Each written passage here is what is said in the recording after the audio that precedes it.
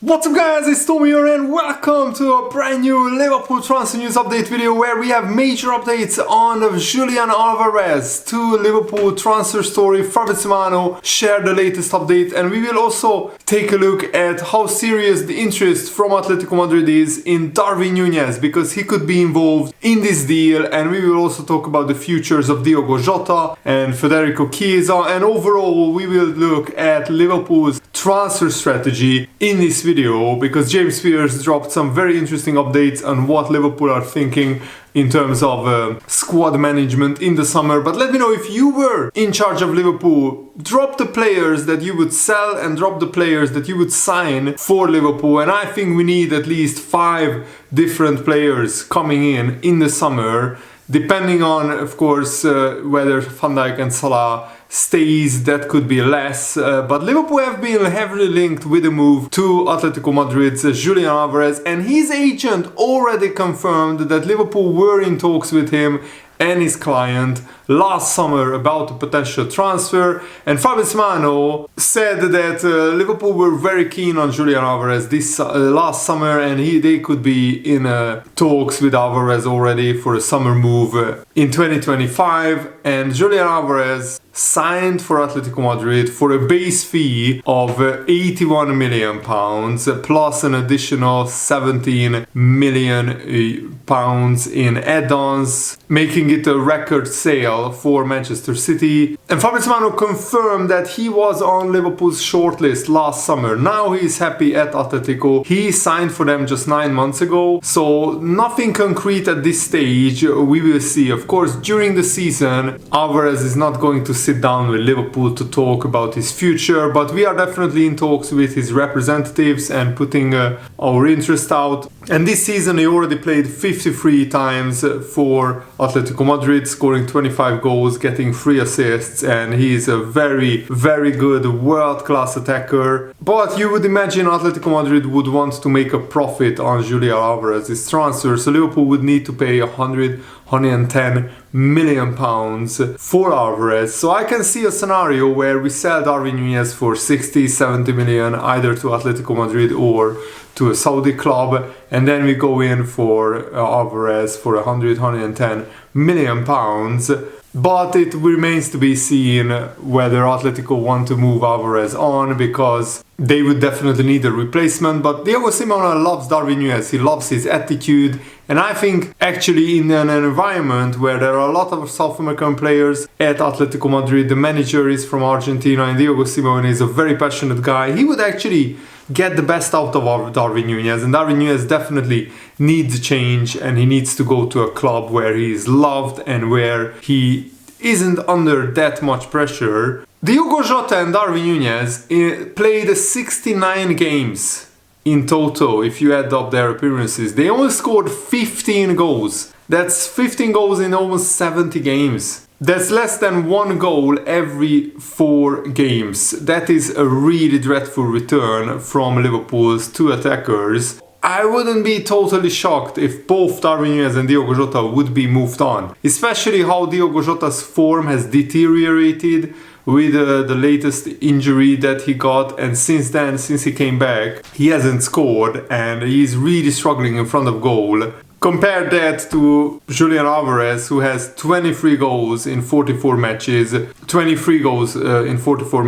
and he also scored against Real Madrid, even though Atletico Madrid got knocked out on penalties in the end. But if Alvarez is happy at Atletico and if he doesn't really want to move, I'm not sure whether Liverpool can price him away, because Atletico would ask for ridiculous amounts of money. But it's the similar story with Alexander Isak. But if Newcastle don't make the Champions League, Isak might want to leave. So at the moment Liverpool are keeping a lot of irons in the fire, because we don't know which striker will be available in the summer transfer window. And Atletico Madrid and Al Nassr are already targeting Darwin Nunez. I wouldn't call him world-class Liverpool star. He's a good player, but he's not world-class. And that's the problem, that Darwin Nunez hasn't showed this season that he can consistently finish his chances. He only has 7 goals in 40 games.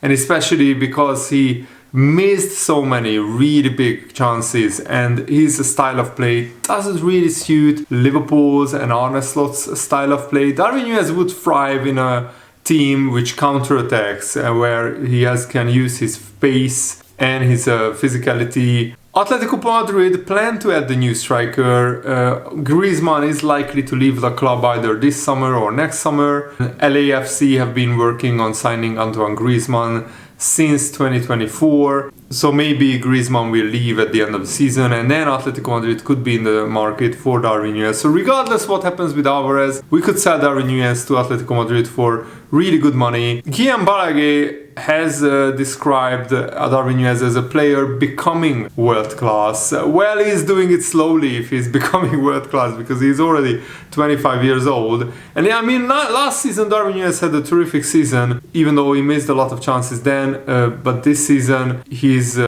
conversion rate is even lower, and he has been very underwhelming. I expected a lot more from Darwin Nunez. Al Nassr could return for Darwin Nunez, even though they signed John Duran for big money. And if Ronaldo extends his contract, then I think Al Nassr would look for maybe a winger instead of a striker. But there are plenty of other Saudi clubs who are looking for a big striker, big name player, signing big new transfer. So Darwin Nunez could be going to Saudi Arabia for big money. And Liverpool are drawing up a short list of attackers, and Alexander Isak and Julian Alvarez are definitely on the list, but Mateus Cunha, João Pedro and other players are on the list as well, Benjamin Šeško. So out of these 5 players, not all of them will be available in the transfer market. I think Mateus Cunha and João Pedro and even Benjamin Šeško, they would be easier to get because they are not on huge wages. They're not playing for like huge clubs, even though Leipzig are a pretty big club in Germany. If Liverpool went there and bid for Šeško a decent amount, he would be willing to come.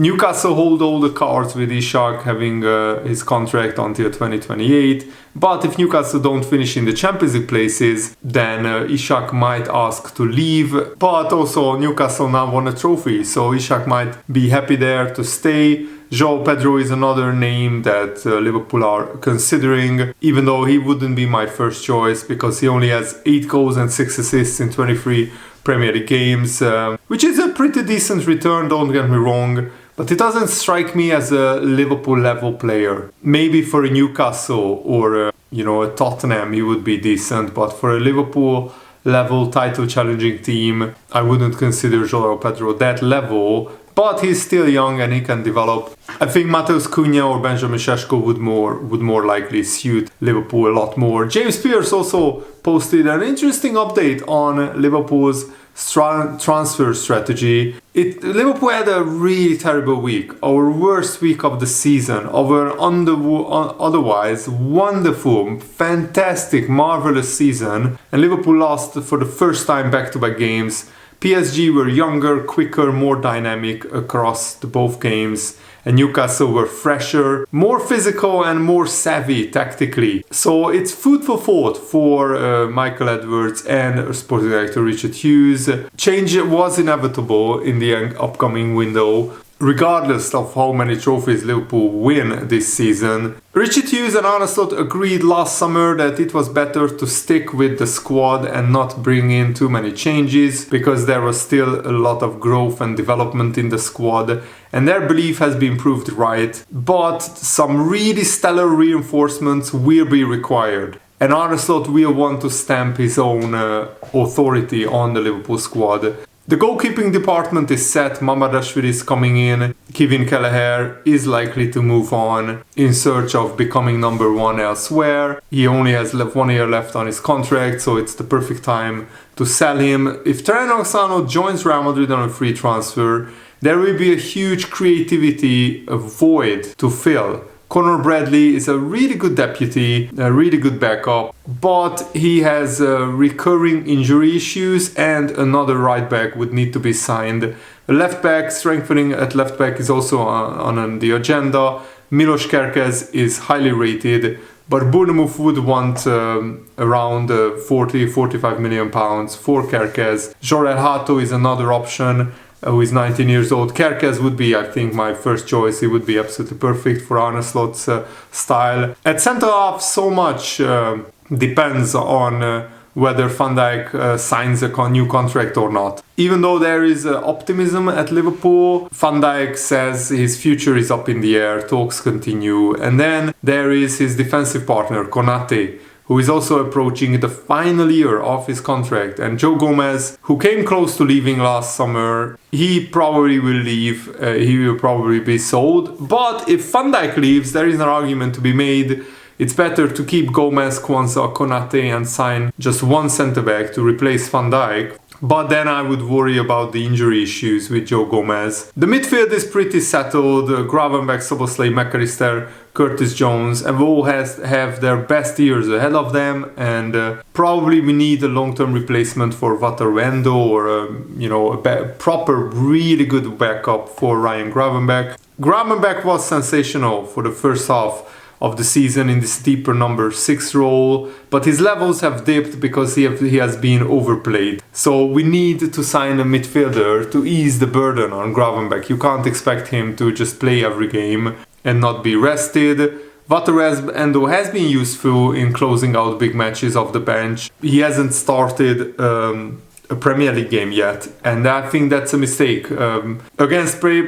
Maybe against Southampton, you could start Wataru and rest Ryan Gravenberch, and then he would get a proper rest. Of course, at 32 years old, Endo probably wouldn't be a starting 11 player next season, but he's good to have as a squad player for sure. Harvey Elliott's talent is undeniable, but he only played 121 minutes of Premier League football all season. If Arne Slot doesn't fancy Endo or Harvey Elliott, Liverpool need another option who is trusted to step up more regularly. The makeup of Liverpool's attack is shrouded in uncertainty, the future of Liverpool's attack. The wait continues whether Salah will sign a new contract or not, but to replace a player who scored 32 goals and 22 assists in 43 games, it's almost impossible. It would be incredibly expensive, and buying a new striker looks increasingly necessary. Jota has no goals in 10 games. Darwin Nunez 1 goal in his last 13 games. And Luis Diaz also has just 1 goal, I think, this year in 2025. And yes, Luis Diaz has been pretty good for large periods of the season.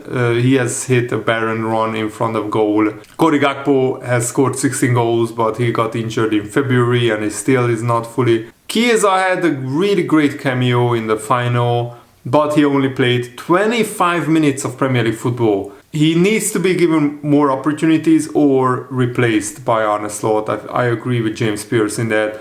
Van Dijk and Salah, if Van Dijk and Salah sign contract extensions, then you don't need to overhaul this whole squad.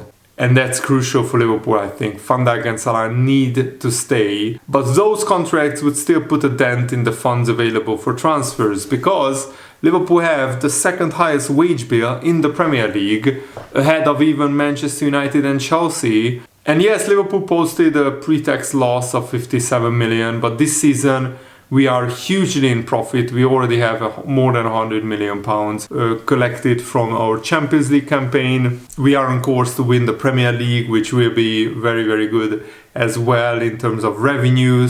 But maybe Richard Hughes and Michael Edwards want to reduce the wage bill, so maybe they will let go of Salah and Van Dijk, which would be a huge mistake. You need to at least keep Van Dijk. If you have to let Salah go, even though he's in the form of his life and Liverpool will miss him tremendously, it will hurt. But if you sign the proper replacements, but that's the problem. If you let Salah and Van Dijk go, you don't not just need a striker and a centre back and a left back and a right back. You would need another right winger, another centre back. You need probably another midfielder as well. So will Liverpool seriously sign 7 players who are good enough for the first team?